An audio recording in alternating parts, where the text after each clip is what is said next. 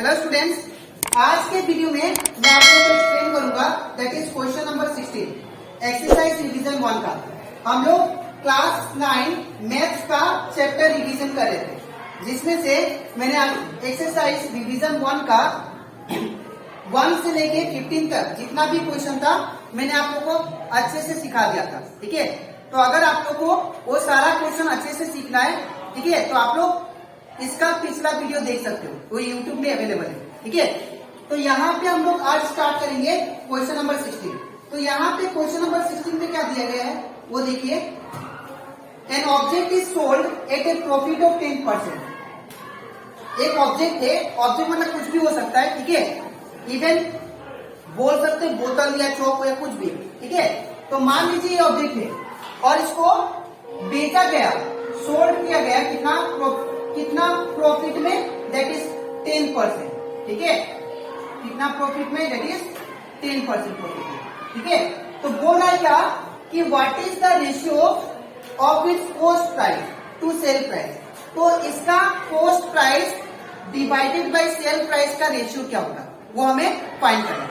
ठीक है, तो सबसे पहले यहाँ पे ये जो ऑब्जेक्ट दिया गया है, ठीक है, इसका सिर्फ हमें क्या दिया है, इसको बेचा गया है कितना प्रॉफिट में, 10% में।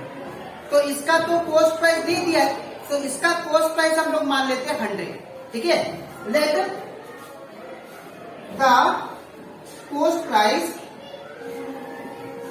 Price of object be 100। ठीक है, मान लेते हैं कि ये ऑब्जेक्ट को मैंने 100 रुपीज में खरीदा है। ठीक है, तो अगर इसका कॉस्ट प्राइस अगर मैं 100 मान लिया, 100 रुपीज, ठीक है, तो इसका सेलिंग प्राइस कितना होगा वो हम लोग निकालते हैं। लेकिन उससे पहले हम लोग को प्रॉफिट कितना दिया है, 10% का प्रॉफिट। जब इसको मैंने 100 में खरीदा, सपोज ये मार्कर है, ये मार्कर को मैंने 100 में खरीदा, ठीक है, और इसको जब मैंने बेचा तो 10% प्रॉफिट करके बेचा। तो बेचा मतलब getting selling price, selling price कितना हो जाएगा तब 110। अगर 100 रुपए में खरीदा, अगर मैं इसको 10% प्रॉफिट में बेचता हूं तो कितना हो जाएगा, कितना रुपया हो जाएगा सेलिंग प्राइस, दैट इज 110। ठीक है, तो यहाँ पे प्रॉफिट कितना दिया है, प्रॉफिट इक्वल टू 10% प्रॉफिट दिया। ठीक है, तो अब सेलिंग प्राइस जो हो जाएगा, selling price at 10% profit, 10% profit करके जो सेलिंग प्राइस हो जाएगा वो कितना होगा, दैट इज पहले का तो कॉस्ट प्राइस 100 था, ठीक है, और फायदा कितना हुआ, प्रॉफिट कितना हुआ 10, तो इट बिकम 110 रुपीज। ठीक है, तो ये हो क्या हमारा सेलिंग प्राइस। ठीक है, अब हमें क्या फाइंड करना है, रेशियो ऑफ इस cost price to sell price. Ratio मतलब क्या होता है, सबसे पहले नाउ रेशियो मतलब वो क्या कि कॉस्ट प्राइस पहले लिखना आपको, दैट इज कॉस्ट प्राइस, ठीक है, डिवाइडेड बाय क्या करना है, सेल प्राइस। तो अगर देखो आप लोग कॉस्ट प्राइस हम लोग कितने एज्यूम किए थे, 100, तो यहाँ पे कितना हो जाएगा 100 डिवाइडेड बाय सेल प्राइस कितना आ गया हम लोग के पास, सेलिंग प्राइस आ गया एट 10% प्रॉफिट, कितना आया 110। ठीक है, अब ये 0 से 0 कैंसिल हो गया। ठीक है, तो यहाँ पे कितना आ गया आंसर, दैट इज 10/11। अब अगर इसको हम लोग रेशियो में लिखे तो रेशियो कैसे लिखा जाता है, that is cost price is to, ये जो है ना साइन, ये होता है रेशियो का साइन। ठीक है, is to sell price equal to कितना आ जाएगा, दैट इज पहले कॉस्ट प्राइस कितना है, देखो आप लोग इसका स्क्रिप्ट में 10 है, तो 10 इज टू सेल प्राइस कितना है 11, 10 इज टू 11। ठीक है, ये हमारा आ गया answer, that is 10 is to 11 क्या होगा इसका रेशियो। ठीक है, तो ये कंप्लीट हो जाता है हमारा क्वेश्चन नंबर 16 रिवीजन 1 का। अब हम लोग इसके नेक्स्ट स्लाइड में मैं आप लोग को समझाऊंगा क्वेश्चन नंबर 17। ठीक है, तो इसके बाद अब हम लोग करते हैं क्वेश्चन नंबर 17। यहाँ पे क्वेश्चन नंबर 17 में क्या दिया वो आप लोग ध्यान से देखिए। यहाँ पे दिया गया है that is the cost price of 38 is equal to the sale price of 28. मतलब अगर आप लोग 30 अंडा खरीदे, ठीक है, तो 30 अंडा जब खरीदे तो किसके बराबर है, जब 20 अंडा बेच दिया, ठीक है, ये दिया गया है। तो बोल रहा है कि आप लोग को इसमें परसेंटेज ऑफ प्रॉफिट निकालना है, कि कितना परसेंट में प्रॉफिट हुआ वो आपको निकालना है, ठीक है। तो यहाँ पे सबसे पहले हम लोग क्या मानेंगे, मान लेते हैं एक अंडा का दाम 1 रुपया है, ठीक है। Let the cost price of 1 egg be ₹1, ठीक है। यहाँ पे फिर से बोल रहा हूं मैं, यहाँ पे बोला गया है कि जो कॉस्ट प्राइस 30 एग का है वो बराबर है किसका, जितना हम लोग 20 एग बेचेंगे, ठीक है। तो इसमें बोला गया है कि प्रॉफिट कितना हुआ, कितना परसेंटेज में प्रॉफिट हुआ वो आपको निकालना है, ठीक है। तो मान लेते हैं late the cost price let the cost price of 1 egg be ₹1, ठीक है। अगर एक एग का दाम 1 रुपया है, ठीक है, तो आप बताओ हम लोग को कितना निकालना है, that is cost of 20 egg निकालते हैं पहले, ठीक है। तो कॉस्ट ऑफ 20 एग कितना होगा, कॉस्ट प्राइस ऑफ 20 एग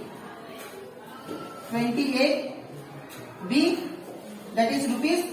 अगर एक का दाम 1 रुपया है, ठीक है, 1 एग का दाम ₹1 है, तो 20 एग का दाम रुपीस कितना होगा, 20, ठीक है। इतना क्लियर है।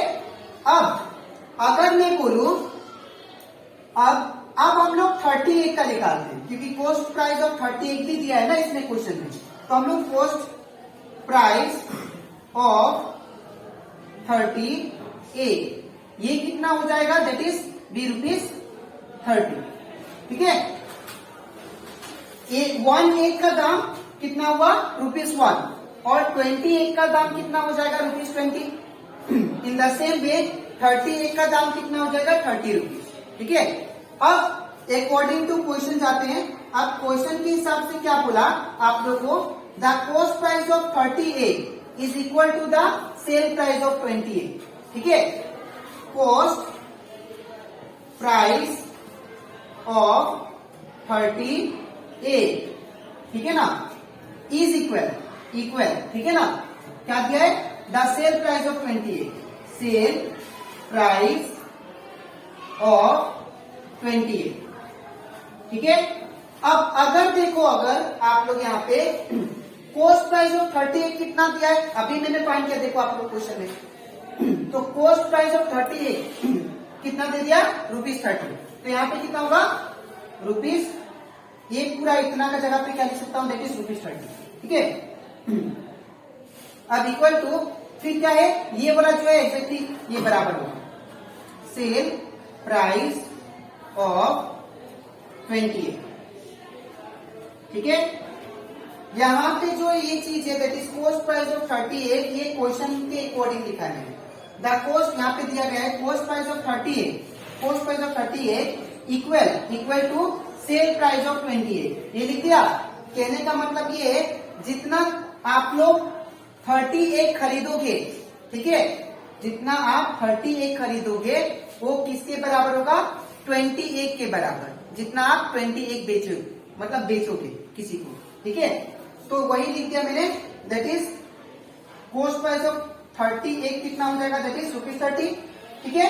और ये वाला एग्जैक्ट लिख दिया, ठीक है। अब यहाँ पे देखो आप लोग, यहाँ पे अगर मैं प्रॉफिट परसेंटेज निकालना है, आप लोग को अगर प्रॉफिट परसेंटेज निकालना है या परसेंटेज ऑफ प्रॉफिट निकालना है, तो सबसे पहले प्रॉफिट निकालना पड़ेगा, ठीक है। तो प्रॉफिट इक्वल टू क्या होता है, प्रॉफिट इक्वल टू होता है दैट इज सेलिंग प्राइस, ठीक है, माइनस कॉस्ट प्राइस, ठीक है।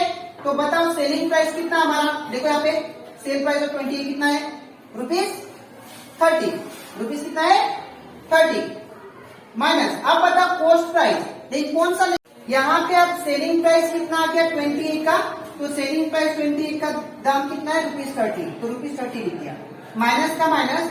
अब देखो कॉस्ट प्राइस अगर सेलिंग प्राइस 20 का लिखा, तो आप लोग कॉस्ट प्राइस भी किसका लिखोगे, 20 का। तो 20 का कॉस्ट प्राइस कितना है ₹20, तो 20 लिख दिया। अब 30 माइनस 20 कितना हो गया, इट बिकम 10 रुपीज। ठीक है, दैट मीन्स प्रॉफिट कितना हुआ 10 रुपीज का। ठीक है, अब मुझे क्या निकालना है, प्रॉफिट परसेंटेज। ठीक है, तो मैं यहाँ पे निकालता हूँ प्रॉफिट परसेंटेज। तो प्रॉफिट परसेंटेज का जो फॉर्मूला होता है वो होता है that is profit by cost price into 100। ठीक है, इनटू 100%। ठीक है, क्योंकि परसेंटेज निकालना है ना, इसलिए profit by cost price into 100%। ठीक है, अब बताओ आप लोग को प्रॉफिट कितना मिला, प्रॉफिट कितना मिला 10 का, है ना, 10 रुपीज का। तो यहाँ पे क्या हो जाएगा तब 10। ठीक है, अब बताओ कॉस्ट प्राइस कितना है 28 का, 28 का जो कॉस्ट प्राइस है वो कितना है, दैट इज ₹20। तो यहाँ पे कितना हुआ, हुआ 20 इंटू का इंटू 100 का 100। क्लियर है।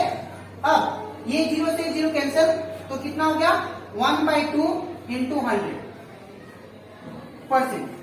तो अगर आप लोग देखो ये दोनों काट सकते हैं हम लोग। ठीक है, तो 2 5 10 और ये 0 का 0, ये दोनों कैंसिल, तो 51 जा 50%। ठीक है, तो ये आ गया मेरा प्रॉफिट परसेंटेज। ठीक है, तो आज की वीडियो में मैंने आप लोगों को सिखाया दैट इज रिवीजन चैप्टर का, एक्सरसाइज रिवीजन 1 का, that is question number 16 and 17। अब इसके नेक्स्ट वीडियो में मैं आप लोग को सिखाऊंगा क्वेश्चन नंबर 18। तो आज के इतना ही, मिलते हैं नेक्स्ट वीडियो में।